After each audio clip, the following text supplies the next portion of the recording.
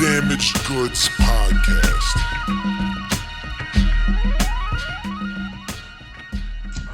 And we are now live. Live indeed. Welcome. The goods are damaged. It's Damaged Goods Podcast. I am Jake the Snake, A.K.A. Jake Fraczek, A.K.A. Jack the Snack, A.K.A. the dude in a fucking bucket hat inside of his own crib. It's 89 degrees in LA today. It's hot, it's sunny, and my hair's all fucked up. So yeah, I'm rocking a bucket hat while I do this episode of Damaged Goods. Solo Dolo Snake Man one today. So thank you. When I do those, it's a little different than normal. Instead of talking to a guest, I am, doing this solo shit, and people are, chiming in the live, and I like to shout everybody out, but I don't want to disrupt the flow of the podcast. So bear with me. Everything's fantastic though. We're fucking hashtag blessed, dude. It's a great day. But it's not a great day. It's not a great day a little bit. I'm a little sad. That's an understatement. I'm a little heartbroken. Be prepared for two things. One, if you hear that squeaking in the background, that is the chair which I'm sitting on. There is a 50-50 chance this chair could go to shit during the podcast. I've screwed all the screws in, fixed all the fixins. It is wobbly, creaky as shit, and I don't know if it's going to support my 208-pound frame.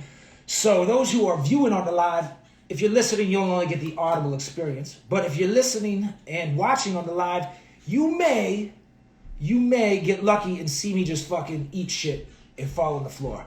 And I'm sorry for the creaking in the background. But if I do fall, just bear with me. We'll laugh together.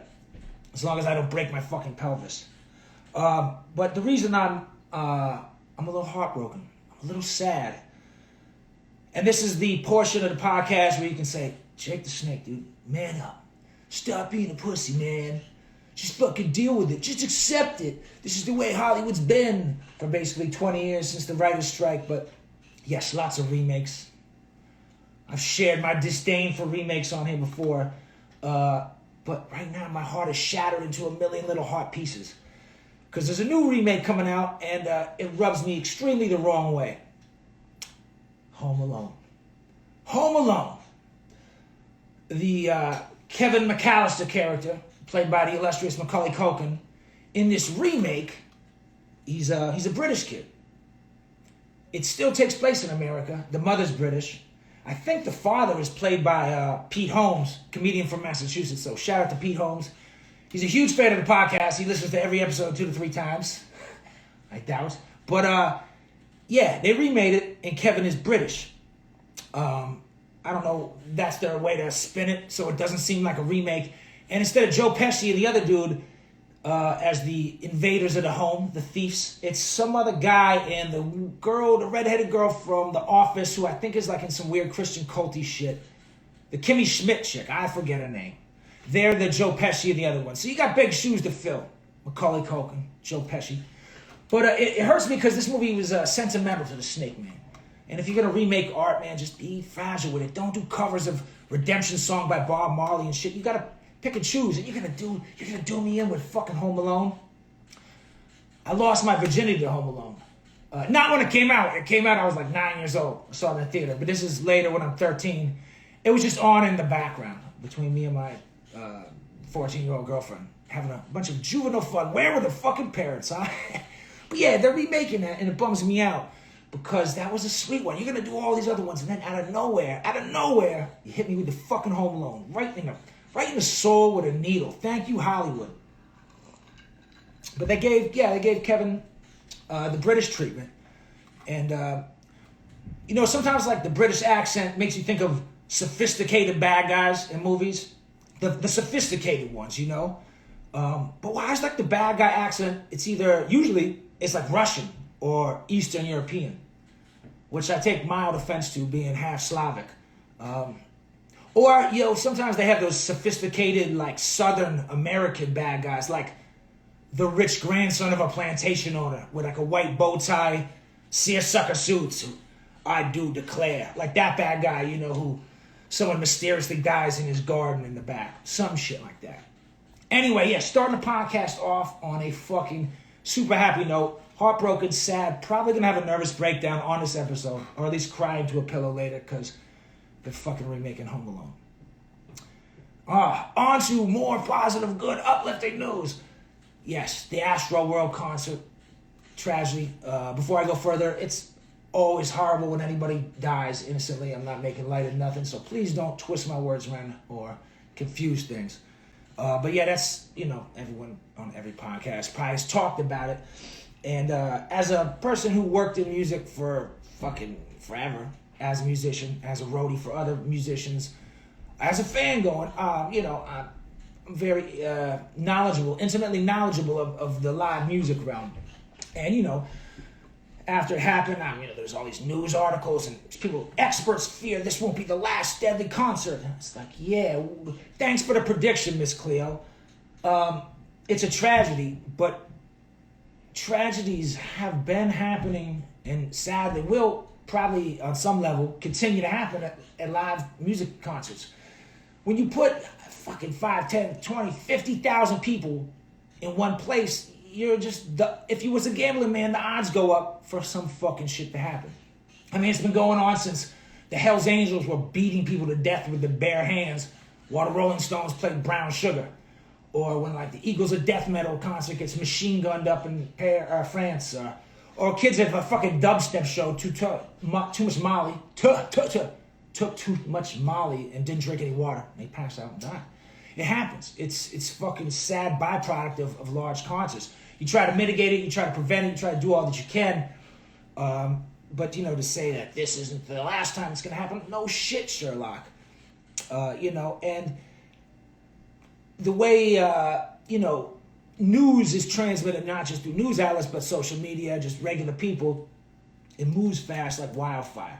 My mother, and I love my mother, and if you're listening, Kathleen, I love you. I kind of regret teaching her how to text because she texts me all the fucking time. Get a text from my mother last week. Oh, God, did you see that terrible tragedy at the concert in Houston? Oh, it's proof there is no God. Way to keep it upbeat. You see where I get my charmy, upbeat self. But, my mother must have seen that on some news shit because she doesn't have social media. And the way the news... I'm going somewhere with this. Relax. It's not all about the Astroworld shit. Terrible tragedy. What's going to happen to fucking all the people involved? I don't know. I'm not here to weigh in on that. I'm far from a legal expert. But where I'm going with this is my mother must have seen this on some news shit somewhere. And I guarantee you it had a shocking headline. It got to be shocking. If it's a fucking headline, it's got to be shocking. And it shocked my 70-year-old mother into texting me from 3,000 miles away about something. My mother's been to concerts where people have died and crazy shit has in the past. So I don't know why she seems so shocked, but if it's presented right in the news or wherever, it's going to freak you out. It's going to scare you a little bit.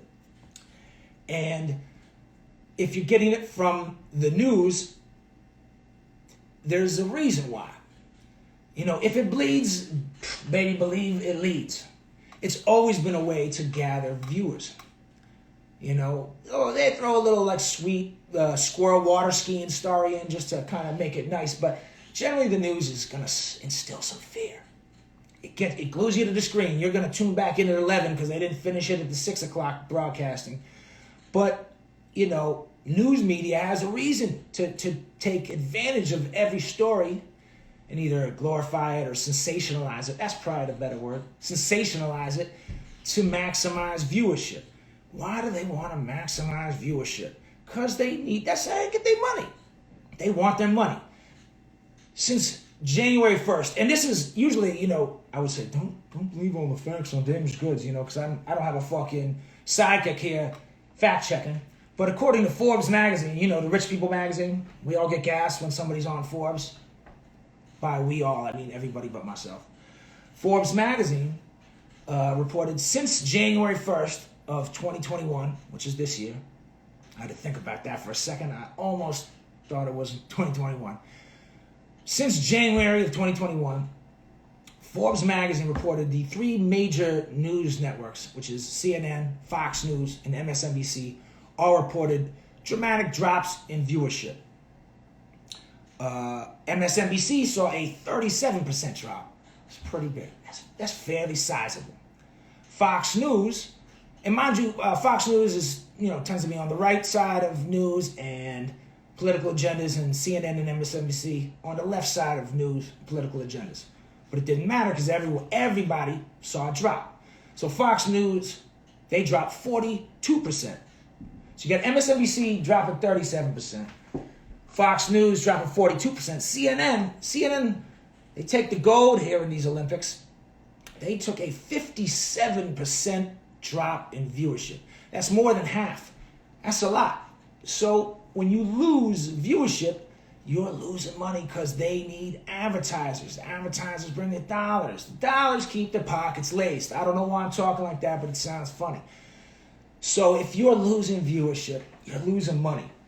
You got to reel the people back in. You don't got Donald Trump to, and didn't matter which news station, Fox News or CNN, they both benefited from having somebody like Trump. People wanted to see that, either to cheer him on or to wish him bad. COVID probably ain't scaring people enough anymore, so they're going to always have to find a way to capitalize on every story to get you sucked in, to watch that motherfucker and watch through the ads to the next part so they get that advertising money. So they're going to scare the fuck out of people like my mother with sensationalized versions of stuff like the Astroworld tragedy. And not just that, but anything. That's what they do, man. If it bleeds, baby, it fucking leads, And that's the reality. People don't want to think that because some people want to rely on the news and still believe in their sweetest little heart of hearts that it's genuine. Sorry, I'm drinking a beverage. It's hot as fuck in LA. And I got all the shit closed and fans off and AC off on your podcast. It's hot. But it's a harsh reality that, they're going to try to report some truthful shit, but ultimately they're they got a business to run. They got to make money, so they got to get them advertising dollars, and to do so they need viewers, and generally to do that, they're going to fucking scare the shit out of you. Harsh reality. I kind of want to, I don't do segments on here, but I would love a harsh reality segment. And I don't mean harsh like, fucking deal with it, bro. More just like, you probably didn't want to hear this, or maybe you believe something else, but hey, this is the reality. So harsh reality, and this is on a much far lighter note than all the news scaring you. Empanadas, delicious treat. We all enjoy them. Many countries, many cultures do empanadas. Best empanadas are Colombian. That's the harsh reality. Maybe where you live, there's only an Argentinian empanada spot. Enjoy it. It ain't no fucking Colombian empanada. The cornmeal outside, it's a different texture, it's a different flavor, and it's superior. I grew up, on the East Coast, it's a lot of Puerto Rican, Dominican, Cuban-style empanadas, which I love. My girl makes them. They're tasty. Second favorite. But, dude, the Colombian ones just smash it. And there's a lot of other empanadas where the dough is just either too thick and, I don't know, dry. It's just, am I not going to eat it if you offer me, like, hey, Snake Man, here's a free empanada? Am I going to turn it down? Do I look that crazy? No, maybe a little bit. I'm not going to not eat it, but I'm not going to go on a quest for those subpar empanadas. It's a harsh reality. You just got to deal with it. Like, I kind of got, not into it, but I went back and forth in a jovial, cordial manner with somebody on Twitter about Saturday Night Live, SNL, which I'm just going to say hasn't really been funny in a long time. It had it's so many different golden eras in the 70s and the 80s, late 80s, early 90s, mid 90s. I haven't really watched it since the mid 90s. Occasionally I catch a clip here and there. Occasionally a friend forces me against my will to watch, but you'll like this one, bro. It's really funny. And it's not. It's just not as funny as it used to be. And it's not that, it's not even about what they're doing is material. Well, I guess it is. I'm stupid for saying that. But it's not about the people or whatever, the writing and the comedians, the actors themselves, but it's a limited platform. So in those times of those golden eras that they had, and they had many, there was no such thing as the internet, A.K.A. the interwebs. Interwebs didn't exist. And the interwebs come along. And even in the beginning of the interwebs, there wasn't social media and YouTube right away. And even when there was YouTube, it wasn't being utilized and maximized to the potential that you see it is now. So, you could still be funny like that. But now, people if we're speaking specifically comedians, they don't have to rely on a corporate platform, which limits you. You can't say and do everything you want. So you might not be able to be as funny as you want to be or can be. But you got the internet. You got, people do stand-up specials and they release them on YouTube. They do their own shows on YouTube. They put podcasts on YouTube like Damaged Goods. Subscribe to my fucking page. That would be beautiful. I would really appreciate it. And all the streaming sites. That shit didn't exist. Where there's no limitations. So when you see the evolution of all these platforms allowing comedians and people in that line of art to progress and evolve. Then you look at a platform like SNL, which is NBC, which is the corporate thing. They have limitations. I don't think you can be as funny because you're not given as much range. That's just me. Call me crazy. I don't know. I know there's people are going to come back at me like that. I don't know. Some people really like it. If you like it, great. To each their own. That's the beauty of art, right? It's interpretive. You can enjoy something and I cannot enjoy something. It's not sports. It's not who hits the most three-pointers, who's got the best ERA. It's what you like. And I would love some air conditioning because it's fucking hot. But yeah, there's more harsh realities. We could go into them. You want to go into them? Fuck it. You want to get crazy? Let's get nuts. Peruvian rotisserie chicken is the best. Peruvians do the best rotisserie chicken. I fucking love it. Harsh reality. Doesn't mean other rotisserie chicken isn't delicious. They just do the fucking best.